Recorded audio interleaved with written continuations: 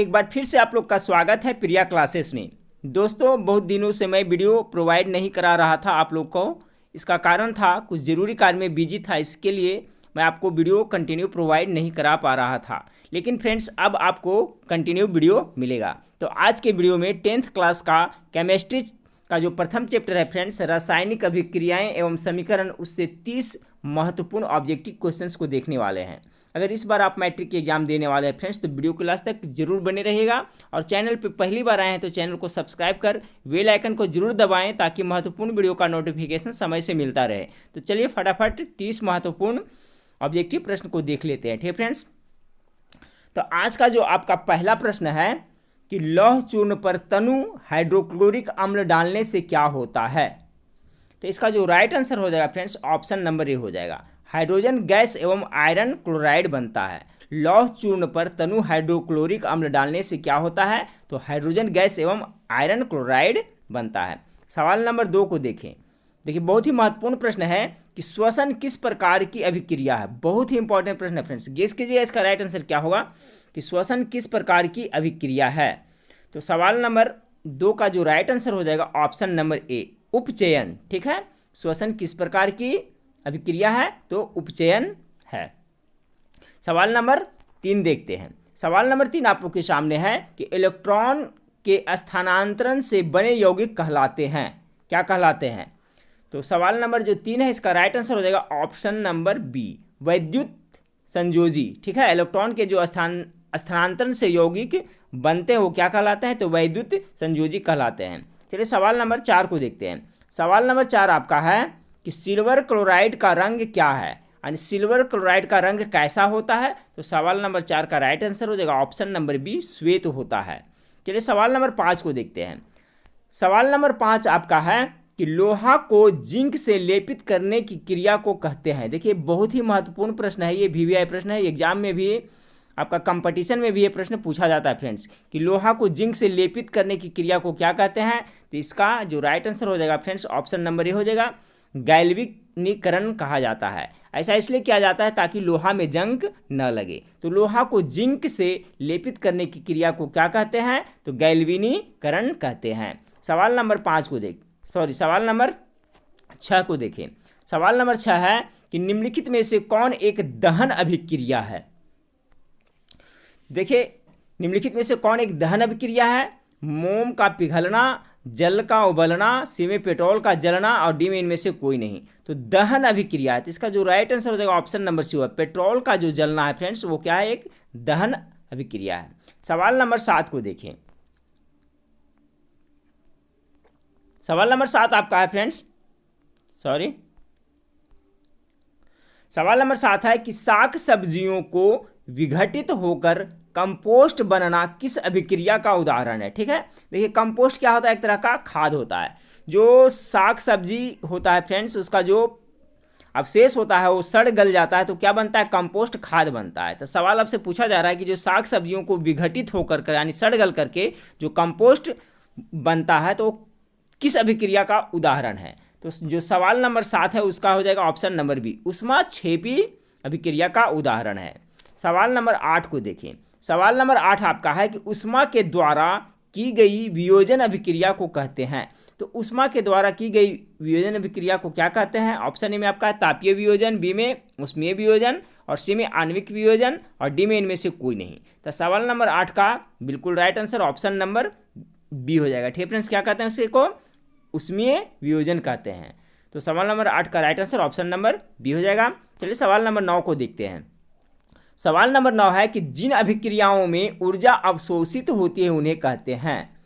तो जब ऊर्जा अवशोषित होती है यानी ऊर्जा की जरूरत पड़ती है, तो उसको क्या कहेंगे फ्रेंड्स, ऊष्माशोषी अभिक्रिया कहेंगे। तो सवाल नंबर 9 का जो राइट आंसर हो जाएगा ऑप्शन नंबर बी हो जाएगा। जिन अभिक्रियाओं में ऊर्जा अवशोषित होती है उन्हें ऊष्मा अवशोषी अभिक्रिया कहते हैं, और जिन अभिक्रिया में ऊष्मा अवशोषित होकर बाहर निकलती है यानी बाहर निकलती है उसे क्या कहेंगे, तो ऊष्मा क्षेपीय अभिक्रिया कहेंगे। ठीक है फ्रेंड्स, कॉन्सेप्ट क्लियर हो गया होगा। यानी जहाँ पर ऊष्मा की जरूरत होगी उसको ऊष्माशोषी अभिक्रिया कहेंगे, और जहाँ पर ऊष्मा बाहर निकलता है उसको क्या कहेंगे, तो उसे ऊष्माक्षेपी अभिक्रिया कहेंगे। तो सवाल नंबर 9 का right answer option number B हो जाएगा। सवाल नंबर 10 को देखते हैं। सवाल नंबर 10 है कि वे अभिक्रियाएं जिनमें अभिकारकों को बीच आयनों का आदान प्रदान होता है कहते हैं, यानी वे अभिक्रियाएं जिनमें अभिकारकों के बीच आयनों का आदान प्रदान होता है उसे क्या कहा जाता है। तो सवाल नंबर 10 का राइट आंसर है ऑप्शन नंबर डी, द्विविस्थापन अभिक्रिया कहा जाता है। सवाल नंबर 11 को देखें। सवाल नंबर 11 आपका है कि जब कोई धातु अपने आसपास आर्द्रता आदि के संपर्क में आती है, ठीक है फ्रेंड्स, आर्द्रता मीन्स क्या होता है, तो नमी होती है, ठीक है, आर्द्रता मीन्स क्या, तो नमी। तो कह रहा है कि जब कोई धातु अपने आसपास आर्द्रता आदि के संपर्क में आती है तब यह संक्षारित होती है और इस प्रक्रिया को कहते हैं। कोई भी जो धातु है, मेटल है, वो आसपास में जो नमी होता है, आर्द्रता होता है, उसके संपर्क में आते हैं तो क्या होता है, संक्षारण होता है उसमें। तो इस प्रक्रिया को क्या कहेंगे। तो सवाल नंबर 11 का जो राइट ऑप्शन हो जाएगा ऑप्शन नंबर बी, संक्षारण कहेंगे, ठीक है, इस प्रक्रिया को संक्षारण कहेंगे। सवाल नंबर 12 को देखें। सवाल नंबर 12 आपका है कि एक पूर्ण रासायनिक समीकरण अभिकारक उत्पाद एवं प्रतीकात्मक रूप से खाली स्थान को प्रदर्शित करती है, यानी किसको प्रदर्शित करती है। सवाल एक बार फिर से देखें कि एक पूर्ण रासायनिक समीकरण अभिकारक उत्पाद एवं प्रतीकात्मक रूप से खाली स्थान को प्रदर्शित करती है। तो जो सवाल नंबर है इसका राइट आंसर हो जाएगा ऑप्शन नंबर ए, यानी भौतिक अवस्था को प्रदर्शित करता है। फिर से देखिए कि एक पूर्ण रासायनिक समीकरण अभिकारक उत्पाद एवं प्रतीकात्मक रूप से उनकी भौतिक अवस्था को प्रदर्शित करती है। तो सवाल नंबर 12 का right answer option number A होगा, भौतिक अवस्था। चलिए सवाल नंबर 13 को देखते हैं। सवाल नंबर 13 आपका है कि अवक्षेपण अभिक्रिया से किस प्रकार का लवण प्राप्त होता है। काफी महत्वपूर्ण प्रश्न है फ्रेंड्स। तो अवक्षेपण अभिक्रिया से किस प्रकार का लवण प्राप्त होता है। ऑप्शन ए में है विलेय, बी में अविलेय, सी में दोनों, या डी में इनमें से कोई नहीं। तो सवाल नंबर 13 का जो राइट आंसर हो जाएगा ऑप्शन नंबर बी हो जाएगा, अविलेय। चलिए सवाल नंबर 14 को देखते हैं। सवाल नंबर 14 आपका है कि वायुरोधी बर्तनों में खाद्य सामग्री रखने से उपचयन की गति हो जाती है। क्या हो जाती है, धीमी हो जाती है या तीव्र हो जाती है, बराबर रहती है या अति तीव्र होती है। तो देखिए इसका जो राइट आंसर हो जाएगा ऑप्शन नंबर ए हो जाएगा, वायुरोधी बर्तनों में, ठीक है, वायुरोधी यानी कि जहाँ पे वायु का प्रवेश नहीं होता है, खाद्य सामग्री रखने से उपचयन की गति क्या हो जाती है, धीमी हो जाती है। सवाल नंबर 15 को देखते हैं। सवाल नंबर 15 आपका है कि तेल युक्त एवं वसा युक्त खाद्य पदार्थ थोड़े ही समय के बाद सड़ने लगते हैं, इसका मुख्य कारण होता है। देखिए तेल युक्त या वसा युक्त कोई भी पदार्थ है तो कुछ दिन में क्या हो, सड़ने गलने लगता है। तो इसका मुख्य कारण क्या होता है, तो यही सवाल आपसे पूछा जा रहा है। तो इसका जो राइट आंसर हो जाएगा ऑप्शन नंबर सी हो जाएगा, ऑक्सीकरण, ठीक है। देखिए ऑक्सीकरण को हिंदी में क्या कहते हैं फ्रेंड्स, उपचयन, ये याद रखिएगा, ठीक है। ऑक्सीकरण को क्या कहा जाता है, उपचयन। तो सवाल नंबर 15 का right answer option number C हो जाएगा। चलिए सवाल नंबर 16 को देखें। सवाल नंबर 16 आपका है कि रासायनिक अभिक्रिया को व्यक्त किया जाता है। तो देखिए सिंपल सा प्रश्न है कि रासायनिक अभिक्रिया को किसमें व्यक्त किया जाता है, संकेतों में, अनुसूत्रों में, समीकरणों में या सरल सूत्रों में। तो इसका जो राइट आंसर हो जाएगा ऑप्शन नंबर सी हो जाएगा, समीकरणों के द्वारा।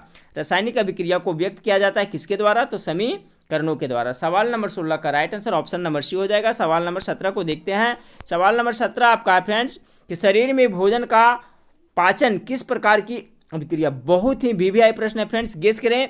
जो शरीर में भोजन पचता है वो किस प्रकार की अभिक्रिया है। तो ऑप्शन ए में है अवकरण, बी में ऑक्सीकरण, सी में उदासीकरण और डी में विद्युत अपघटन। तो क्या होगा फ्रेंड्स, इसका जो राइट आंसर हो जाएगा ऑप्शन नंबर बी, ऑक्सीकरण। ऑक्सीकरण को क्या कहते हैं फ्रेंड्स, उपचयन। याद रखिएगा ये प्रश्न उपचयन दो तरह से पूछा जाता है, ठीक है फ्रेंड्स। कहीं पे आपको ऑक्सीकरण दे देगा, कहीं पे उपचयन देगा। तो शरीर में भोजन का पचना किस प्रकार की अभिक्रिया है, ऑक्सीकरण अर्थात उपचयन। देखिए सेम क्वेश्चन है फ्रेंड्स, इस तरह से भी देता है कि शरीर में भोजन का पाचन किस प्रकार की अभिक्रिया है, तो अपचयन, उपचयन, उदासीकरण या विद्युत अपघटन। तो अभी मैंने बताया फ्रेंड्स कि उपचयन, उपचयन का अंग्रेजी क्या होता है, तो ऑक्सीकरण। तो इसमें कंफ्यूज नहीं होना है कि शरीर में भोजन का पाचन किस प्रकार की अभिक्रिया है, तो ऑक्सीकरण अर्थात उपचयन प्रकार की अभिक्रिया है, ठीक फ्रेंड्स। तो सवाल नंबर 17 है जो इसका राइट आंसर हो जाएगा ऑप्शन नंबर बी, और 18 है उसका भी राइट आंसर हो जाएगा ऑप्शन नंबर बी। ठीक है, चलिए सवाल नंबर 19 को देखते हैं। सवाल नंबर 19 आपका है, सवाल नंबर 19 है कि वैसे पदार्थ जिनके उपस्थिति मात्र से किसी भी अभिक्रिया की दर बढ़ जाती है क्या कहलाते हैं। बहुत ही इंपॉर्टेंट प्रश्न है फ्रेंड्स। कौन सा पदार्थ है जिसकी उपस्थिति से जो भी रासायनिक अभिक्रिया उसका दर बढ़ जाती है। ए में है आपका उत्प्रेरक, बी में ऑक्सीकारक, सी में अवकारक और डी में इनमें से कोई नहीं। इसका जो राइट आंसर हो जाएगा ऑप्शन नंबर ए, बिल्कुल राइट आंसर है उत्प्रेरक। ठीक है फ्रेंड्स, देखिए जैसे मान लिया कहीं पे आग जल रही है, उसमें आप घी डालते हैं तो क्या है, आग तेज हो जाती है। या कहीं पे आग जल रही है उसमें पेट्रोल डाल दें या केरोसिन तेल डाल दें फ्रेंड्स, तो क्या उसकी जो जलने की क्रिया है, प्रक्रिया है, वो क्या तेज हो जाती है। तो वहाँ पर जो पेट्रोल और जो केरोसिन तेल हुआ वो क्या उत्प्रेरक का काम किया। ठीक है, तो आप समझ सकते हैं उत्प्रेरक किसे कहते हैं, समझ गए होंगे कि वैसे पदार्थ जिनके उपस्थिति मात्र से किसी भी अभिक्रिया की दर बढ़ जाती है क्या कहलाते हैं, तो उत्प्रेरक कहलाते हैं। ठीक है फ्रेंड्स, चलिए सवाल नंबर 20 को देखिए। वे अभिक्रियाएं जो दोनों दिशाओं में अग्रसर होती है कही जाती है। बहुत ही वीवीआई प्रश्न है फ्रेंड्स, जरूर याद रखिएगा ये दोनों प्रश्न 20 और 21 है जो बहुत ही इंपॉर्टेंट प्रश्न है कि वे अभिक्रियाएं जो दोनों दिशा में अग्रसर होती है। तो दोनों दिशा में जो अभिक्रिया अग्रसर होती है उसे क्या कहते हैं। इसका राइट आंसर हो जाएगा ऑप्शन बी, उत्क्रमणीय कहा जाता है। ठीक है फ्रेंड्स, जो अभिक्रियाएं दोनों दिशाओं में अग्रसर होती है उसे उत्क्रमणीय अभिक्रियाएं कहा जाता है फ्रेंड्स। अगला सवाल देखिए है कि वैसी रासायनिक अभिक्रिया जो एक ही दिशा में अग्रसर होती है उसे क्या कहा जाता है। इसका जो राइट आंसर हो जाएगा ऑप्शन नंबर ए, अनुत्क्रमणीय कहा जाता है। जब एक दिशा में रहेगा फ्रेंड्स तो अनुत्क्रमणीय, और जब दोनों दिशा में अग्रसर रहेगा तो उसे उत्क्रमणीय कहा जाता है। ठीक है, तो सवाल नंबर आपका 21 का right answer option number A हो जाएगा, अनुत्क्रमणीय, क्योंकि यह जो क्या है वैसी रासायनिक अभिक्रिया जो एक ही दिशा में अग्रसर होती है। ठीक है, तो दोनों को याद रखें फ्रेंड्स, ये दोनों प्रश्न काफ़ी महत्वपूर्ण है। ठीक है, वे अभिक्रियाएं जो दोनों दिशाओं में अग्रसर होती है उसे क्या कहते हैं, उत्क्रमणीय, और जो एक दिशा में अग्रसर होती है उसे क्या कहते हैं, अनुत्क्रमणीय कहते हैं। सवाल नंबर 22 को देखें कि किसी पदार्थ की ऑक्सीजन से अभिक्रिया कर जलने की क्रिया को कहते हैं, तो क्या कहते हैं फ्रेंड्स। तो सवाल नंबर जो 22 है इसका राइट आंसर हो जाएगा ऑप्शन नंबर ए, दहन कहते हैं। कि किसी पदार्थ कि ऑक्सीजन से अभिक्रिया कर जलने की क्रिया को क्या कहते हैं, तो दहन कहते हैं। देखिए कोई भी पदार्थ जलता है फ्रेंड्स तो ऑक्सीजन की उपस्थिति में ही जलता है, अगर ऑक्सीजन नहीं रहेगा तो वह नहीं जलेगा। तो इसे क्या कहते हैं, अभिक्रिया को दहन कहते हैं।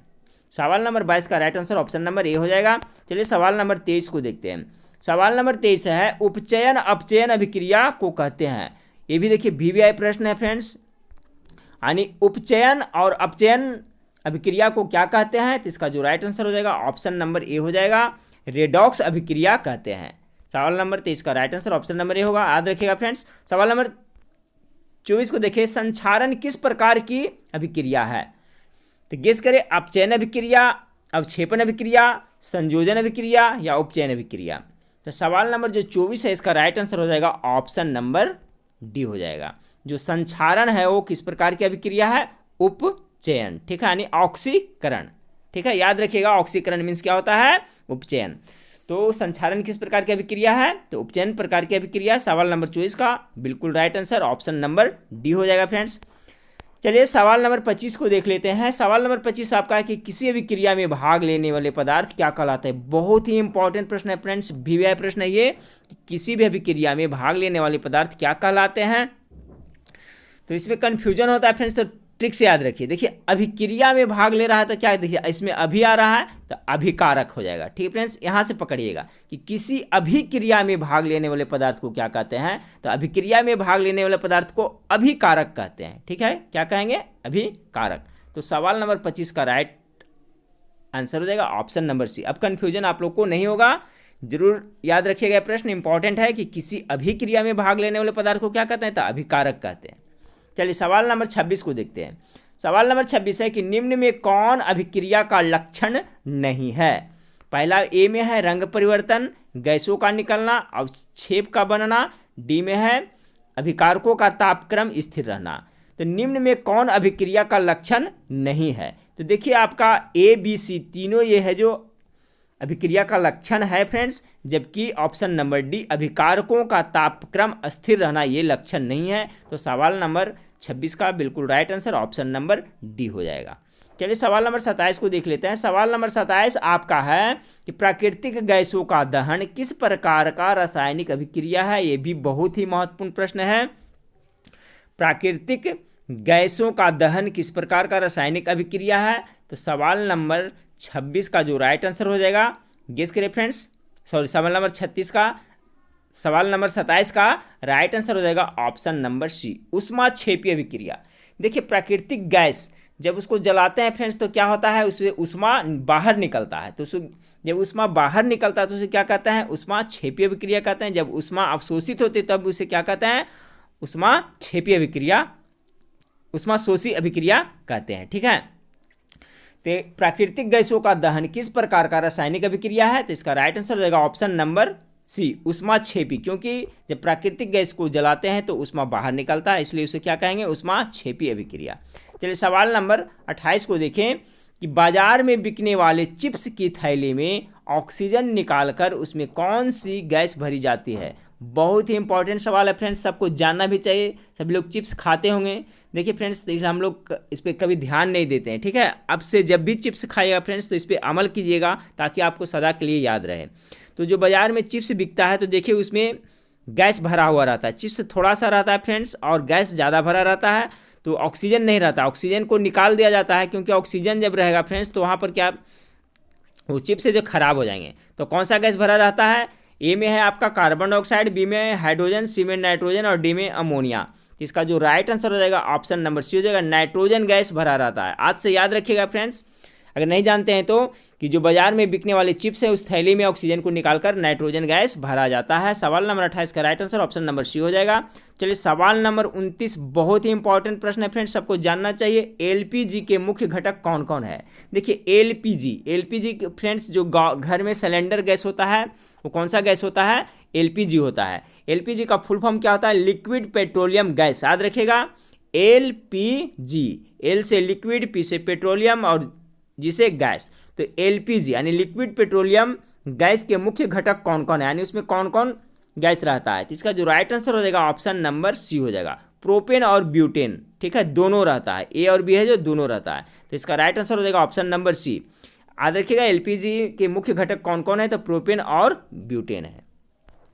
लास्ट, हाँ फ्रेंड्स, तो इस वीडियो का लास्ट प्रश्न को देखते हैं, सवाल नंबर 30 को देखते हैं। सवाल नंबर 30 बहुत ही इंपॉर्टेंट है, ये कंपटीशन में बहुत बार पूछा जा चुका है। एलपीजी यानी कि लिक्विड पेट्रोलियम गैस से रिसाव का पता लगाने के लिए इसमें क्या मिलाया जाता है। देखिए जो एलपीजी लिक्विड पेट्रोलियम गैस होता है वो गंधहीन गैस होता है, उसमें कुछ मिलाया हुआ नहीं रहता है, लेकिन उसका जब रिसाव होता है तो उसे पता लगाने के लिए इसमें कुछ मिलाया जाता है, ताकि जब एलपीजी गैस कहीं से लीकेज हो तो पता चल जाए। तो क्या मिलाया रहता है फ्रेंड्स, गेस करें। ऑप्शन ए में अमोनिया, बी में मीथेन, सी में एथिल मरकैप्टन और डी में नाइट्रोजन। तो देखिए इसको मैं एक ट्रिक से बताता हूँ फ्रेंड्स, इससे क्या आप कभी भी नहीं भूलिएगा, ये मेरा दावा है। तो क्या मिलाया जाता है, तो एलपीजी गैस में जब रिसाव को पता लगाने के लिए आपको मिलाया जाता है ऑप्शन नंबर सी, इसका राइट आंसर एथिल मरकैप्टन। आपको याद रखना है क्या फ्रेंड्स, मरकैप्टन। देखिए कि मान लिया जाए कि एलपीजी गैस का रिसाव हो रहा है, अगर इसमें एथिल मरकैप्टन नहीं मिलाया जाए, ये मरकैप्टन है जो क्या है फ्रेंड्स, इसको ये बहुत तेज़ महकता है। ठीक है, यानी थोड़ा सा भी इसमें रिसाव होगा तो आपको नाक तक पता चल जाएगा कि हाँ आपका ये गैस का रिसाव हो रहा है। तो देखिए अगर जो मरकैप्टन नहीं मिलाया जाए तो बहुत सारे लोग मर जाएंगे। तो आज से यही याद रखिएगा फ्रेंड्स कि एलपीजी गैस में रिसाव को पता लगाने के लिए कौन सा डाला जाता है, तो कम से कम मरकैप्टन जरूर याद रखिएगा, क्योंकि मरकैप्टन नहीं मिलाया जाएगा तो क्या होगा, बहुत सारे लोग मर जाएगा। तो अब देखिए हमेशा याद रहेगा एलपीजी से गैस रिसाव का पता लगाने के इसमें क्या मिलाया जाता है, तो एथिल मरकैप्टन। क्योंकि मरकैप्टन नहीं मिलाने से क्या होगा फ्रेंड्स, एलपीजी गैस का रिसाव होगा, किसी को पता नहीं चलेगा और बहुत सारे लोग मर सकते हैं। तो यही ट्रिक हुआ कि मरकैप्टन अगर जो नहीं मिलाया जाए तो बहुत सारे लोग मर जाएंगे। ठीक है फ्रेंड्स, तो वीडियो कैसा लगा फ्रेंड्स कमेंट करके जरूर बताइएगा, दोस्तों में शेयर जरूर करिएगा। मैं अब आपको कंटिन्यू वीडियो प्रोवाइड करता रहूँगा फ्रेंड्स। जैसा कि आप लोग को पता है कि मैट्रिक 2021 में जो कैंडिडेट एग्ज़ाम देंगे फ्रेंड्स, उनका जो फॉर्म फिलअप की प्रक्रिया आपको अगस्त महीना से ही शुरू होने वाला है फ्रेंड्स, इसलिए अभी से आप लोग तैयारी में लग जाएँ। तो नेक्स्ट वीडियो में फिर मिलते हैं, देखने के लिए थैंक यू, धन्यवाद।